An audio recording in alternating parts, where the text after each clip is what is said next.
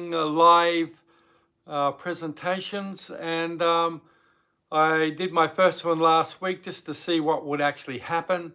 And I got some good feedback from people saying this is a great idea to do that.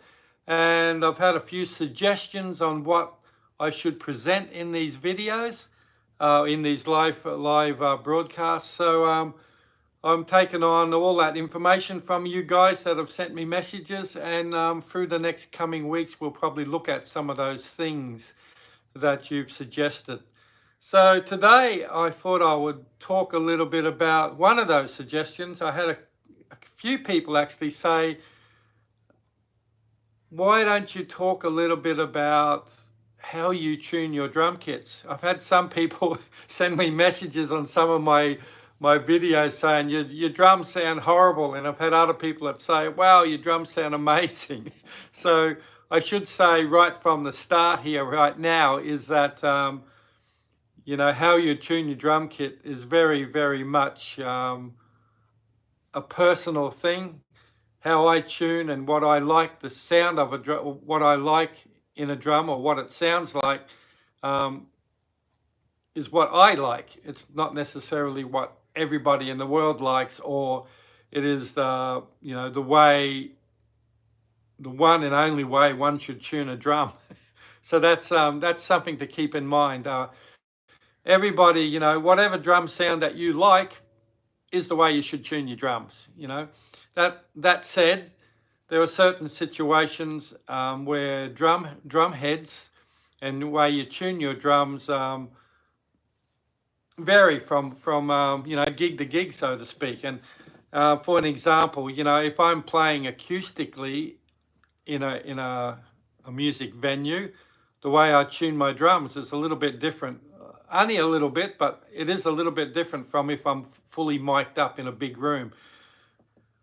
Also, how I mic, when I do mic a drum kit, sometimes depending on the style of music I'm playing, if I'm playing some jazz or something like that, then I tend to have real minimal miking. I might have a kick mic and then maybe just one overhead mic, and keep that mic fair way off the kit, so you get this real natural, airy, sort of more natural sound to the drum kit. If I'm playing in a big, slamming rock band or something like that, then, well, yeah, sure, I'm probably going to change my heads, make the drum kit sound really dead, and close mic everything and leave it up to the soundy to EQ it and get the sound that he wants. That said, majority of the gigs that I do these days, I would say 99% of the gigs I play, except for when I'm playing festivals and things, I'm actually playing acoustically. And if you're playing acoustically, it's really, really important that you actually are able to be heard out the front. So your drum kit needs to be able to project through the sound of the guitar amps and bass amps and whatever else is on stage with you. And way back, I've mentioned this before, my original drum teacher way back in the 60s, 70s, he taught me a little bit about tuning and all about projection. And tuning an acoustic drum kit for projection, so you cut through the band so you're heard out front, is a really simple process, and that is actually tuning your bottom head, your reso head, a little bit lower than your top head. By doing that, you get more projection. I actually have a tom-tom with me here. It's a Gretsch Broadcaster. It's on my practice kit downstairs, or I use this for playing big rock gigs sometimes. But on this one, it's probably out of tune. I haven't looked at it this morning, but that's the top head. That's the bottom head. See how much of a difference there is there? High, lower.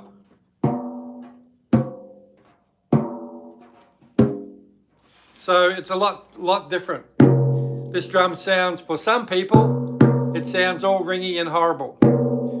To me, that sounds sweet as. And that's another thing too about tuning acoustically. If you want to project, tune your bottom head just that little bit lower than your top. What I normally do is tune the top head to get a good response off it, and then I bring the bottom head up just below it.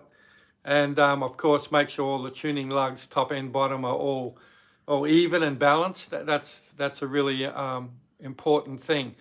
So when a drum sounds big, ringy, well, this one's ringy, but it's not ringy. To me, that's just got tone and sustain. But when a drum is ringy and you go, oh, gee, it sounds too ringy, I can tell you from past experience that if you're playing acoustically and you're hitting a drum, it sounds ringy. When you get about 6 feet or 6 feet off the stage, you don't hear any of that ring. But what you hear is this beautiful, rich tone cutting through and projecting out into the audience. So keep that in mind. If you're playing acoustically, drop your bottom head a little bit lower than the top. You might be surprised the response you get from the audience, more so than you. It probably will sound a bit different for you, but out front is where it all matters. Now, if you tune the bottom head higher than your batter head, what you're going to find is you're going to get a lot of tone coming back and hitting you in the face. And you're going to think, wow, my drums sound really, really great. This is really good. But you're not getting any projection out into the crowd. All the tone and sounds coming back to you, but it's not going out there. And I've seen it happen heaps of times before. I had a friend of mine who used to tune that way, and he was playing acoustically in a jazz band. And I was there one night watching him play, and at the end of one of his sets, he comes up to me and says, oh, what do you think of, how cool my drums sound? And I said, well, actually, I can't really hear them that well out here. They're not projecting. And he said, what? They sound really beautiful where I'm sitting. And I went over and tapped his drum and noticed his bottom head was a lot higher than the top head. I said, yeah, that's why your bottom head should be a little bit lower, and that will project. So, golden rule, lower bottom, more projection. Higher bottom, more in your face. You want the tone and sound, or do you want the audience to hear that? That's what the difference by simply changing the tension on the reso head does. So that's if you're acoustically playing. And also too, your heads, drum heads make a massive difference to the way a drum sounds. I'm really old school. All my drum kits I run the same heads. I've got a Remo Emperor on top, and I got a Remo Coated Ambassador on the bottom of all my drums, including my bass drums. That's what I run on all my drum kits. And I just love the Emperor. This gives a little bit more warmth to it, and having that thin head on the bottom too. This helps with the tone of the drum. Another thing about tuning drums too, all drums actually have a sweet spot in a tuning range. Regardless of the brand or how expensive the drum is, I would say, however, a really well-made, probably high-quality, high-priced drum, generally speaking, tend to have a wider sweet spot. And so, you find that like these Gretsch Broadcaster I got here, this has an incredibly wide sweet spot in the tuning. But regardless of that, all drums have a sweet spot. And I'm not one of these guys that tunes drums to notes or pitches. Get the tuning dial out and make sure it's, this drum is an F or whatever it might be. I don't do any of that. All my drums I tune by ear. Once again, I'm old school. I learned how to listen to what a drum sounds like. So I always use my ears. I trust them. So, it just really depends on the drum and where that sweet spot is. I always try and tune my drums around about medium tension. So about medium, but somewhere around that medium, there is really the sweet spot of the drum. And I just let the natural sizes of the drums determine the pitches or the intervals between my drums. Generally speaking, like, when I tune a rack tom and a floor tom, if I'm playing a 4-piece kit, I tune to a sweet spot on both of those drums, and then I'll adjust it just a little bit, just so it's a pleasing sort of interval between the two drums. So that's really how I tune drums. It's very old school. I don't use dampening on any of my drums. As I said, I don't mind ring, because ring to me helps with tone and projection out into an audience if I'm playing an acoustic drum kit. Now, a lot of modern drummers, well, you know, they use a lot of heavier plied and heavier, you know, muted drums.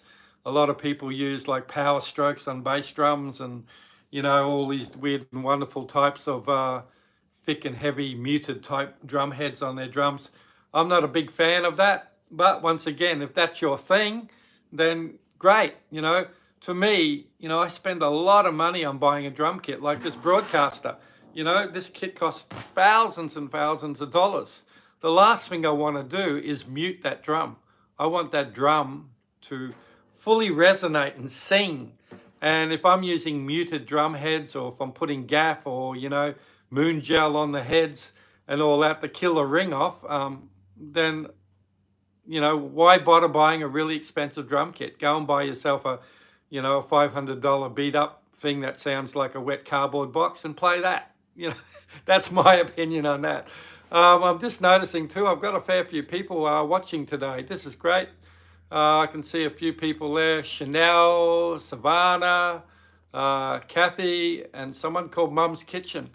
I didn't know kitchens actually watch videos, but anyway, thanks for joining me today for this. And like I mentioned at the start of this live, if you've got a subject or topic you want me to talk about in future lives, just by all means, yeah, drop a message below and let me know. That's great. So bearing edges on drums too have a big thing to do with the tone of the drum as well as projection and so forth. Way back in the early days, you know, 30s, 40s, 50s, and so on, a lot of drum makers made bearing edges like they used to call it baseball bat. So it was totally round. And Gretsch in the 50s made what we call a reverse round over edge, which was like baseball bat, but it actually, the bevel sort of went out rather than on the inside of the drum, like a lot of modern drums have. Around the 70s, drum makers started to start cutting 45-degree bearing edges on their drums simply because it increased the volume of the drum. And around the 70s, that's when a lot of really loud rock music started to come into being, and that's why they were looking to get more volume, acoustic volume, out of a drum kit. So that's why a lot of them went the 45-degree bearing edge. A little bit about bearing edges. You know, the more contact that drum head has on the drum, the more it will vibrate the shell, and the tone of the drums comes out of the vibration of that shell. So if I have more contact, I'm getting more vibration. So what you're getting is a more warmer, woody tone out of that drum shell. And that's why, you know, if you play some old vintage drums, you know, 40s, 50s, and drums that have round bearing edges or 30-degree edges, they naturally, or they generally tend to sound a lot warmer and a lot more woody than a lot of modern drums. A lot of modern drums have a much more loud, aggressive attack in their sound. That's because it's a 45-degree bearing edge. A lot of the sounds coming off the drum head as opposed to the drum shell. You're not getting as much shell vibration happening. That's one of the reasons I like Broadcaster drums, is because they have the old 50s reverse round over bearing edge. Broadcaster drums have this really woody tone that's just, I just love. But once again, some people will hate that sound. They want that more aggressive, attacking, bright sound. I like the warm, round sound. To me, that's just what a drum should sound like. Anyway, I've probably missed a lot of things I was going to say because I'm not working out what I'm saying on these lives. I'm just improvising, as I like to do. So if there's anything else to do with drum sounds and tuning that you want to know about, just drop me a message and let me know, and I can discuss it in a future live, or actually do a video on it. But as I said earlier, you know, if you want projection off your drum kit, tune your bottom head, your reso head, a little bit lower than the top, as with this one. This is the bottom head, this is the top head. So it's a bit higher, and it gives you that, whoops, can't even, it gives you that sort of sound. Okay, well, I think we'll leave it at that today. I don't want to waffle on too much. And I really hope you enjoyed this little live presentation. As I've mentioned before, every Monday morning, Brisbane, Australia time, I'm going to do a little live presentation. I'm still going to be doing my videos and the little shorts that I do from time to time as well. But I think I'm going to make this a regular thing every Monday morning. So as mentioned earlier, if you've got something you want me to talk about in these lives, just by all means drop me a message below or contact me, and I will add it to the list, and at some stage I'll do a talk on that actual topic that you asked me. So on that note, thanks people for watching, and wherever you are in the world, I don't know if it's morning or evening or whatever time it is where you are, but have a great day, whatever's left of it for you. And I'm going to see you next Monday again for another live. So until then, take care, play drums, be happy, be kind to people, and we will see you then. Bye.